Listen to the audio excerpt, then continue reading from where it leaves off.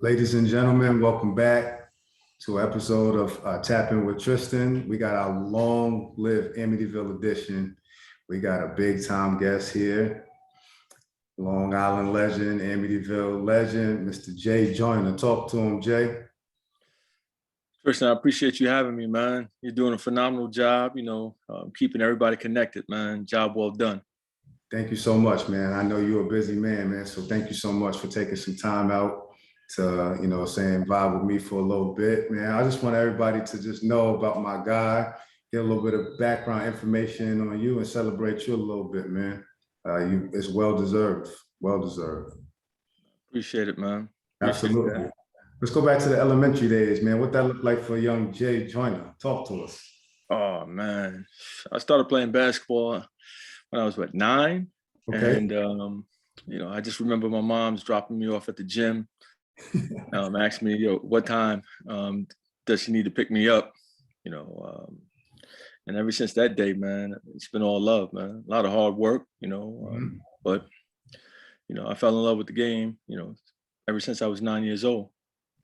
Yeah, that's beautiful. So did you always have that hype, man? Or was you a good player, man? Or, like this is something that you was like, man, I kind of like it, man, but I got a long way to go because everybody got a different story. What's yours? Well, I mean, my story was really simple, Tristan, because, I had an older cousin, that was, 8 years older than me. And, he was doing this thing. And, ever since, I was young watching my cousin Shelton play, it was just something that I knew I wanted to do. He lit a fire underneath me, and the rest is history, man. It's a long time ago, so my memory's kind of spotty right now. That's fine. That's fine. Just whatever. In terms of the playing days, basketball has been great to me though. And when you start talking about being around a game of basketball since 9, and I'm 47 now. The game doesn't owe me anything at this point. I'm just, still in love with it though. Yeah. So you mentioned Shelton Jones. So it's in the blood. Shelton Jones is one of he's, the pioneer, so to speak, for, kind of putting Amityville on the map nationwide. So you grew up watching this gentleman and seeing what he's doing.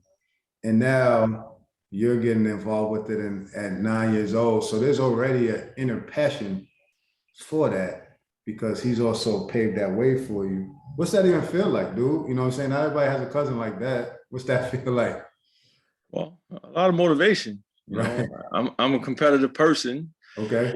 So, once I witnessed, my cousin was able to do it, I just, tried my best following his footsteps.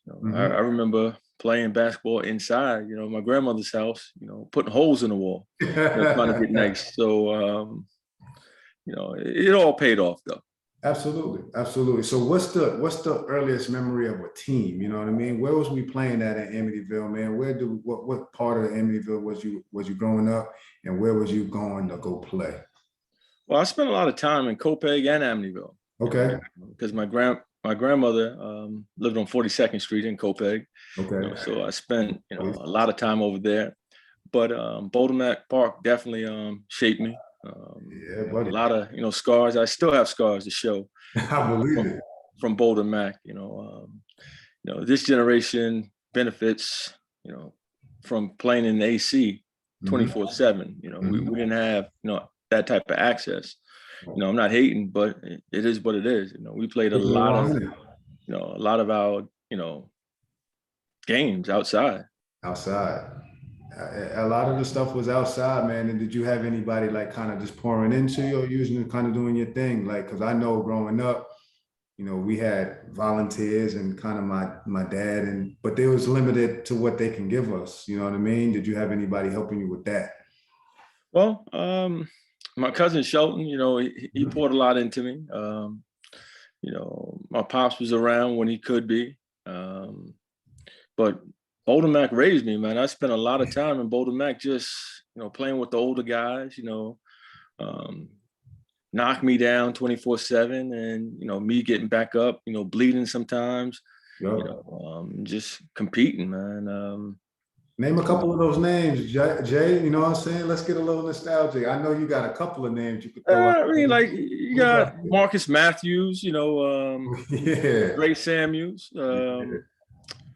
You know, man, don't get me to see when you start naming names and then you leave people off, then people Nah, start nah. getting It's salty, gonna be and all love. There's so many good it's players in the area, so don't even worry about that. I got you on that. We you just know, want this know. We just really just trying to tie in the era. You know what I mean? right. Because certain names are gonna ring out, man.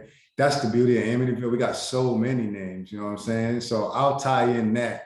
I just want people to know. You know what I'm saying? When you was in there, who was up in that thing? Marcus Matthews, big strong guy. Like these are some Andre Samuels, 30 point per Yeah, Trey game. Samuels, Yeah. you know, Mike James was obviously around with Mike me. James was around. Yeah, I mean, like Yeah, I'm that's 1 year older than Mike, so we yeah. spent a lot of time, in the park.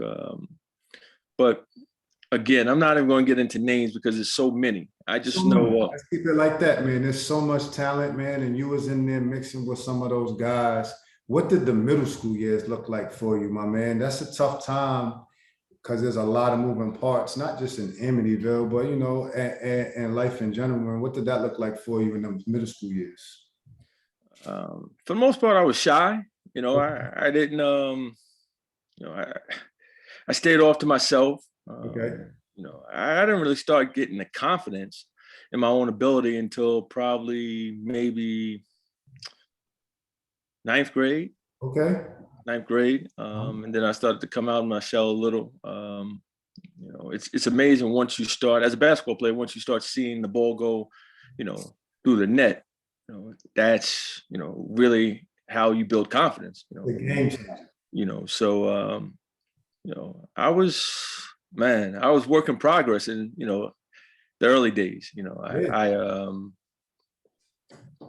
I thrived, in high school, but when you start talking about the early days, I mean, if you would have witnessed the early days, you're like, man, I mean, these guys come a long way. Yeah. It was kind of And that's rough. and that's a cool part. I think that's a cool part, and I think that's cool to hear from you because everybody has you know what I'm saying, a different curve. You have some people that come out blazing. You're like, man, this kid's gonna be all world, and Right. everybody pitches him by like eighth grade. Some people are like, man, he's gonna be terrible, and they end up being an all-American. So everybody has a different thing. So it's cool to hear that because you're one of those guys, and you ain't got to say too much. I'll say it for him. You're one of those guys, man, from our neighborhood that excelled, and you had the basketball length for you to say that ninth grade was one of the times where you started to feel confidence. And you and I both know, because you're in the coaching and everything, that's a huge part of basketball is that confidence. So where did you feel like once you started getting that, where did that take you? Let's talk about these high school years, man, because you're starting to ring out. Well, I mean, I don't even know high school, man. You're talking about a lot of good basketball players, man, that have, played inside that gym. I'm honored to still be talking about it. It's a privilege, Yes, to have played, for a legendary coach and Coach Agostino. I still talk to him to this day. I got nothing but love for the guy. absolutely. I really don't get into if you know me, Tristan. I really don't get into talking about myself. Okay, I struggle with that because you know a lot of good basketball players paved the way for me. Okay, I love and that. that's what I try to do. For people that followed me. That's I'm just big on hard work and discipline. Okay. My high school career, is a testimony to hard work. Like I told you a couple minutes ago, the early days was something rough. absolutely. I'm shooting air balls. I mean, my coordination's not on point. And it was amazing to see it all come together. Coach Agostino, hopefully he's okay with me saying this. I mean, it's a long time ago. Back when I played, Tristan, he wanted to reward seniors. And that's Absolutely. cool. He spoke to me about this, so let's talk about it. Yeah. So respect to the seniors. Okay. Respect to the seniors. But as a coach, I'm going to put the guys out there that's going to get it done. It's going to help me, immediately. Okay. Absolutely. And I'm not saying I was supposed to start my, freshman year or sophomore year, but, we all learn. Coach Agostino was a very young coach when he coached, my crew in high school, but we won a championship my junior year, and then turned around and lost to the same team, Roosevelt, in the Long Island Championship our senior year. And that particular game haunted me for a while, because you talking about laying an egg my senior year in a championship game when everything's, on deck. I can truly say I didn't show up, Right. and, for the rest of my career playing basketball, I just never took one day for granted, when I stepped on the floor, because, that feeling walking off the floor, coming up short, Right. it was a bit much, man. It stays with you. Now, I think you're saying some valid points, man. I think one word that stuck to my mind was a privilege, man. It's a privilege, and this is the reason why, I'm saying, we're doing this. And again, I thank you, is because there's been so many people that, like you and I both, we've had conversations about this. We don't tie our identity to our high school playing career no more. You know what I'm saying? So I think we're in alignment with that. But I think it's also cool to bring it up in order to let other people know about people that are connected to it and intertwine and be able to help one another. So this is the reason. I know that you're somebody that's not going to talk about all the accolades, but you need to be celebrated, and we need to know some background of you. And like you said, Ag was a young coach. He admitted that he fumbled the bag in certain things, and that's something that's water under the bridge, but it's something that's grown men we could talk about and look at it as some of the things that we could have done better and the things that we did do well, so we can even pay it forward. So I appreciate that. What was the recruitment looking like, dude? You know what I'm saying?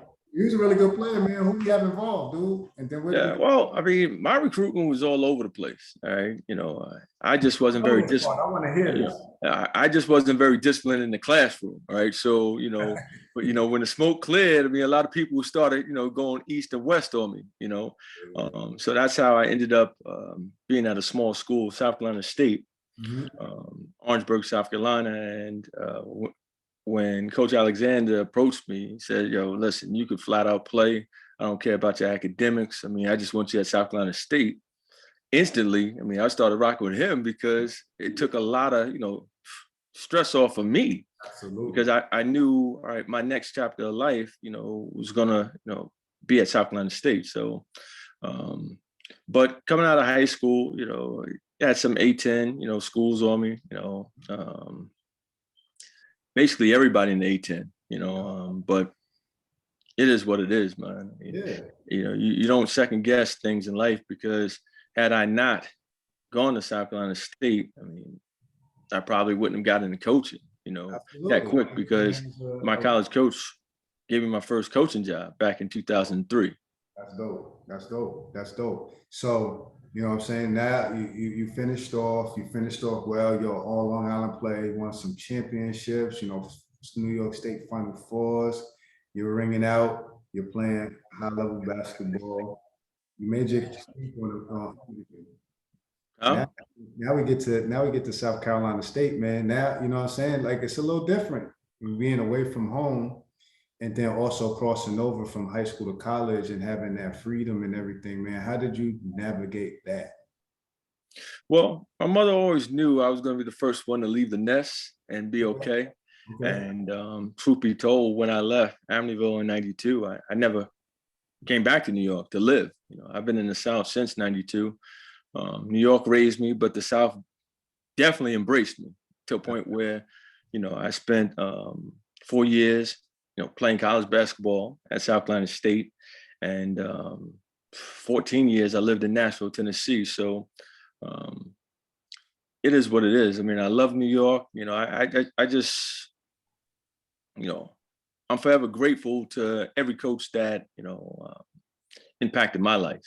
Absolutely. And I can, but there's chapters in each story, and you and I both are not sitting. I'm not in New York myself. You know, there's chapters, and you have some people that are fearful about crossing over into that, and they end up coming back. You know what I mean? Some good, some bad, some indifferent. So I can vouch for that. You know, I say we're both in different parts of the country, and better off for it. So you finish, you know what I'm saying, really good college career. Did we play any pro? Did we play any pro? People need to know this. Well, I had a brief stint over in the Canary Islands. Okay, Okay. averaged 20 over there, but you know, wife ended up getting pregnant the second time, and it was a wrap for that. You know, I couldn't, you know, continue to chase, you know, bouncing the basketball, and had my wife sitting back in Nashville, Tennessee with, you know, two young, you know, boys, while I'm overseas, you know, living a life, bouncing the ball, you know. So I had to, you know, get my priorities straight. Right. And I'll never forget one of my last games over in Spain. I want to say I had like maybe 33 or 35. Oh, And after the arena was just, I'm talking about empty. I'm sitting there on the sideline, you know, by myself trying to figure out, all right, what am I going to do next? right. And instantly, you know, I knew I wanted to stay around the game. And that's what led me to, you know, started to reach out to, you know, Coach Agostino, my college coach, Coach Alexander, just, you know, showing them that, you know, I'm really serious about getting into coaching. And, you know, one conversation led to another. And, you know, 2003, you know, I got my first, you know, opportunity to coach. That's dope. Now, was that a tough transition for you? You know what I mean? Because some people stop bouncing that basketball is tough. And we got people even up in our age and beyond that have trouble doing that. Was that a tough, like, man, I'm done? You know what I'm saying? Was that tough for you, or was like you felt like it was a pretty seamless transition into the coaching, or did it take a little bit of time? Well, it took me probably. All right, so let me keep it 100 with you. Go Right? thousand with me. All right. Bro. So when you say a tough transition, not in the sense of, all right, I had to let the game of basketball go. You see what I'm saying? Because I was still around it. Still You know, involved. so I would have to say no. It wasn't a tough transition because I used to play the players 24/7 until I got too old to do it. And once I, you know, started to get hurt all the time, I had to just hang it up and, you know, call it a day. It's a fact. So what's the early coaching years look like, man? Is it like, man, this is what I was anticipating, or man, this is a whole different lane and I'm gonna have to adapt quick? Well, it was a grind. It was a grind. Yes. We're talking about 12, 15-hour days, Facts. not a whole lot of money. Okay. And that's when I truly realized, hey, I wanted to coach because, you know, most people just look at the ESPN games like, oh, look, man, they're living their dream. But, you know, for the first, I want to say 7, 8 years, you know, there really wasn't a heck of a lot of money involved. And, you know, I tell young coaches this all the time. I mean, if you have a passion, right, for coaching, coach, right? Don't chase the money. The money eventually will come, you know. Right. And I can truly say, Tristan, that every day that I've coached since I started, man, it's been, you know, a great feeling. Absolutely. A lot of people wake up, you talking about day after day, miserable because they don't want to go into the job, you know. That's a fact. And for me, coaching is everything for me. That's dope. That's dope. So you found a career path where it's a passion for you. But not only that, though, Jay, you're able to like literally pour your experience into young men. I mean, that's really dope because not only is it the game of basketball, but it's character building too, because there's an off the court component that goes with this. You know what I'm saying? So how you conduct yourself every day as the coach, you leave a piece of that character with these kids that are becoming men. So that's fascinating, dude. You know what I'm saying? And it's been cool to kind of watch that, you know what I'm saying? Because I've been watching from afar. I like to try to consider myself a historian of not just Amityville, but, you know, just of everything. But just watching how you've been operating and climbing the ladder and the coaching, but also being consistent in your character, man, it's been dope, man. I've been proud. And it's been cool just developing a relationship with you, especially over the past few years, starting with these lists and all these different things that I'm mixing up, but it's bringing forth conversation and it's allowing us to build. So I'm appreciative for that. No, it's all love, Tristan. Like I said, you're doing a phenomenal job, man. Keep doing your thing. You know, coaching is, so rewarding. I mean, because you get a chance to impact lives, and long after, you stop bouncing the basketball. Absolutely, absolutely. I just had a former player just reach out to me last week. Right. Say, hey, Coach Joyner, all for nothing, man. I know you're gonna bounce back. I just want to let you know, thanks for trying to get me to see, things through your eyes back in the day. And, I didn't, want to listen, but everything that you said has come full circle. And as a man, I appreciate it. Those are the type of phone calls that, every coach dreams about, because really that's what you do it for. A lot of fans show up every day and think it's just about the wins and losses. And a lot of administrators, feel that way as well.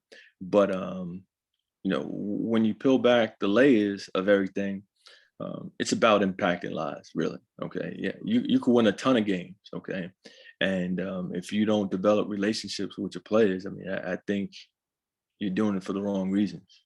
Yeah, you're kind of missing out on what the real hub of that thing is, man. So I get it. So let's talk about this Amityville event that's coming up. Man, we got this thing ringing off, man, and we got a platform.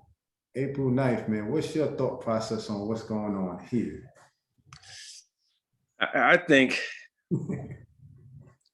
it's going to be a great day for Amityville. I do. And just to be a part of it, I don't have to be, the center of attention of anything, but just to be a part of it. Right. Okay. Yeah, I'm going to make sure I'm in the building. I mean, I might not be able to play more than 5 minutes. Okay. Me too. You're a legend. But, just to be in the building, to be able to, just interact with everybody that's walked through, those halls and, played on that floor. It's going to be a tremendous, moment. Absolutely. And once again, I say thank you for taking the call, man, and saying, yes, I would like to be a part. And everybody just being there is a part, is for me. You know what I mean? I keep saying it, but it's going to be like a walking museum, a bunch of names and faces that you've heard and you've seen in real time from a span of 45 years on the court, and then the crowd of multiple decades in the building celebrating from the same community is very rare to see. And it's never happened for us in Amityville like that. So I'm appreciative for guys like you saying yes, and then like, hey man, what can I do to help? And just being appreciative of being a part of it, man. It's really cool. I'm excited. I'm excited to see everybody in person, like you said, interact. And the basketball is kind of secondary, but at the same time, it's still pivotal because there's going to be some competitive juices going. But that's really not the focal point. The focal point is just celebrating this town and all of the people that's come through. Right. Well, I can tell you up front, I'm not trying to get hurt. Right. So I'm good. Right. Like I've had my I've had my day in the sun. Absolutely. Okay. Possessions are up and down. Like I know what I've accomplished, and at 47 years old, man, like I'm not tripping off of, what I can do and can't do anymore. I mean, 100%. Get up and down the floor a couple of times, shoot a couple jump shots, whether go in or not. I mean, just to, be around everybody that played on that court, man. That's for me. That's what I'm coming home for. Just to see a lot of familiar faces and just tap in with Amityville basketball. That's a fact, man. And you one of the pillars, man. You one of the big time players that if it just went out, you know what I'm saying? For those people who don't know, I was on another show and they asked me, Tristan, who is your Amityville 5? And Mr. J. Joyner is inside of my top 5 for my starting 5. If I was playing any high school in any era. this gentleman I'm sitting in front of is one of the guys that I picked, man. So I just want to let you know that you are a legend. And I know that you're not going to speak on it, but I'm going to speak on it.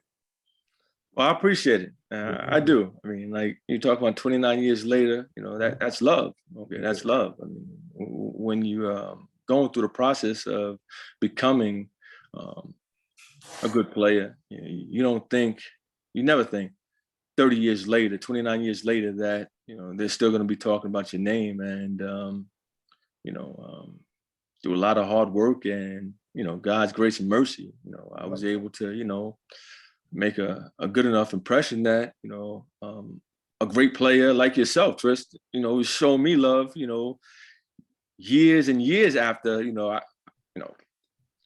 I stopped playing. So, you know, it's a very humbling, you know, moment.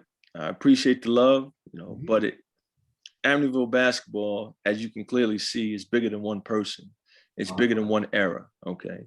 You know, it's just a special place that a lot of people don't comprehend, you know, what really goes on in Amityville, you know. And, you know, when you start talking about the success, forget about just basketball, you just talk about successful people that came from that small little town, you know, on Long Island, is amazing to me, you know. So I'm just I'm going to continue to try to represent Amityville the right way and give back any way I can. Absolutely, man. That's well said, man. I second that, man. And you just keep being you, man. You keep doing you. We're gonna keep building, man. And all the hoop and the hoopla and everything, let that come from me. You just keep being humble, man. I'll talk my talk for you. You are one of the legends. We need to celebrate you. I'm proud of you. You know what I'm saying? You paved the way for me. You know what I'm saying? You paved the way for me, and we want to make sure we give back. And then hopefully we together can pave the way for, you know, these next generations that are coming through. Because like you said, Amityville is a special place, not just for the basketball program, but there's so many other people, male and female, from all of the different decades that have done a lot of beautiful things that we're celebrating. So man, I appreciate it again, man. You taking your time out to just build with me, man, and just let people hear from you, because you are the legend. Anytime, Tris, man. Once again, man, I can't emphasize this enough, man. You're doing a phenomenal job. You know, I don't know why it took, you know, someone this long to, you know, connect, you know, all the dots, but, you know, I salute you, man. Keep doing your thing. You know, you're not gonna be able to please everybody. So don't even try to. Okay. Yes, I'm telling you, man to man, you know, great work. Keep doing your thing, man. And anything that I can do, man, to help you, help the cause, you know, help people from Amityville, let me know, man. I appreciate that, man. That means a lot. That means a lot, man. That means the world to me, man. Like you said, we can't please everybody, man, but there's enough people that recognize that this is big, and it's not just about me. Like you said, it's a shared platform, man. So we're going to continue to build together, man. So until next time, y'all make sure y'all all tap in, man, and much love. Appreciate you. All right, boss, man. I'll talk to you. Chill. Later.